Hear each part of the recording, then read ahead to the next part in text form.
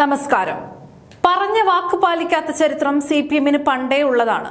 വാഗ്ദാനം മാത്രം നൽകി ജനങ്ങളെ പറ്റിക്കുകയെന്നത് ഈ പാർട്ടിയുടെ പണ്ട് മുതലേയുള്ള ശൈലിയുമാണ്. ഇഡി ഉദ്യോഗസ്ഥർക്കെതിരായ പ്രതിഷേധത്തിനിടെ സിപിഎം പ്രവർത്തകർ തല്ലിത്തകർത്ത കാർ നന്നാക്കാൻ ഡ്രൈവർ ശ്യാംരാജിന് സാമ്പത്തിക സഹായം നൽകുമെന്ന് സിപിഎമ്മിനെ പ്രതിനിധീകരിച്ച് റഹീം വാഗ്ദാനം നൽകിയിരുന്നതാണ്.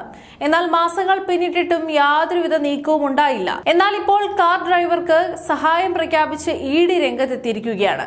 CITU auto taxi union president കൂടിയായ തിരുവനന്തപുരം ശ്രീകാര്യം സ്വദേശി ശ്യാംരാജിനെ സഹായിക്കുമെന്ന വാഗ്ദാനം സിപിഎം നേതൃത്വം പൂർണ്ണമായും പാലിക്കാത്തതിനെ തുടർന്നാണ് ഇപ്പോൾ ഇഡിയുടെ ഈ ഒരു അടിയന്തര ഇടപെടൽ. ആക്രമണത്തിൽ തകർന്ന മറ്റു 3 കാറുകളുടെ അറ്റകുറ്റപ്പണിക്ക് ഇൻഷുറൻസിന് പുറമെ ചെലവായ തുക നൽകുമെന്ന് ഇഡി കഴിഞ്ഞ ദിവസം അറിയിച്ചിരുന്നു. എന്നാൽ ഈ ആക്രമണം നടക്കുന്നതിന് കൃത്യം 2 ദിവസം മുൻപ് ഫിറ്റ്നസ് കാലാവധി തീർന്നതുകൊണ്ട് തന്നെ ശ്യാംരാജിന്റെ വാഹനത്തിന് ഇൻഷുറൻസ് പരിരക്ഷയില്ലായിരുന്നു. ഇതോടെ എന്ത് ചെയ്യണമെന്നറിയാതെ നിന്ന ശ്യാംരാജിന് ആവശ്യമായ മുഴുവൻ തുകയും കൈമാറുമെന്നും രേഖകൾ സഹിതം അപേക്ഷിക്കാനും ED deputy director S. Simi ഇപ്പോൾ ആവശ്യപ്പെട്ടിരിക്കുകയാണ്. CPM നടുറോഡിൽ ഉപേക്ഷിച്ചപ്പോഴാണ് കേന്ദ്ര ഏജൻസി ഒരു പാവപ്പെട്ടവന് താങ്ങായി എത്തിയിരിക്കുന്നത്. എന്താണ് ഈ സംഭവത്തിന്റെ പശ്ചാത്തലമെന്ന് നമ്മൾ കൃത്യമായി മനസ്സിലാക്കണം. കഴിഞ്ഞ മെയ് മാസത്തിൽ പ്രതിപക്ഷ നേതാവ് പിണറായി വിജയന്റെ വീട്ടിൽ റെയ്ഡിനായി ഇഡി സംഘം പോയത് ശ്യാംരാജിന്റേതടക്കം 3 ടാക്സി കാറുകളിലായിരുന്നു. റെയ്ഡ് വിവരമറിഞ്ഞ് പാഞ്ഞെത്തിയ CPM അണികൾ ഇഡി ഉദ്യോഗസ്ഥർക്ക് നേരെ കടുത്ത ആക്രമണം അഴിച്ചുവിട്ടു. ആ ആക്രമണത്തിനിടയിൽ ഉദ്യോഗസ്ഥർ സഞ്ചരിച്ച വാഹനങ്ങൾ അവർ തല്ലി തകർക്കുകയായിരുന്നു. അതിലേറ്റവും കൂടുതൽ കേടുപാടുകൾ സംഭവിച്ചത് സ്വന്തം പാർട്ടിക്കാരനായ ശ്യാംരാജിന്റെ വാഹനത്തിനായിരുന്നു. ആക്രമണത്തിൽ തകർന്ന വണ്ടിയുടെ അറ്റകുറ്റപ്പണിക്കായി മാത്രം ഏകദേശം 1.85 ലക്ഷം രൂപയാണ് വേണ്ടിവന്നത്. ഈ വൻതുക നൽകാൻ വഴിയില്ലാത്തതുകൊണ്ട് തന്നെ കാർ വർക്ക്ഷോപ്പിൽ നിന്ന് പുറത്തിറക്കാൻ ശ്യാംരാജിന് കഴിഞ്ഞിട്ടില്ല. നിലവിൽ വാഹനം ജപ്തി ഭീഷണിയിലുമാണ്.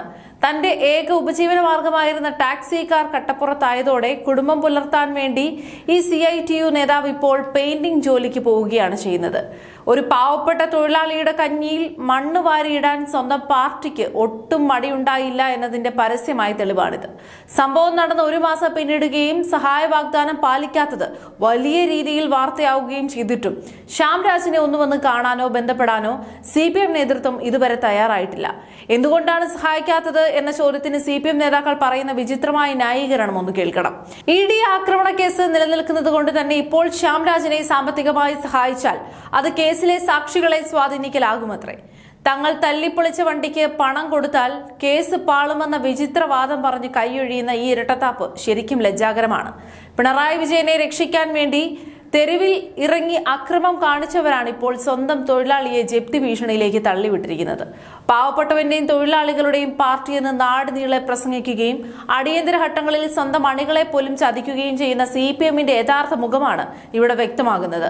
വാഗ്ദാനങ്ങൾ വാനോളം നൽകുമെങ്കിലും പണം കൊടുക്കേണ്ടി വരുമ്പോൾ നേതാക്കൾ മുങ്ങുമെന്നത് ഒരിക്കൽ കൂടി തെളിഞ്ഞിരിക്കുകയാണ്. ചുരുക്കത്തിൽ വ്യാജ വാഗ്ദാനങ്ങൾ നൽകി ആളുകളുടെ കണ്ണിൽ പൊടിയിടുന്ന CPM ശൈലിക്ക് ഒരു മാറ്റവും ഇല്ലെന്ന് സാരം. ഇപ്പോഴും മൗനത്തിലാണ് CPM. ഇഡിയുടെ ഈ ഒരു നീക്കം CPMന്റെ മുഖത്തേറ്റ കനത്ത പ്രഹരം കൂടിയാണ്.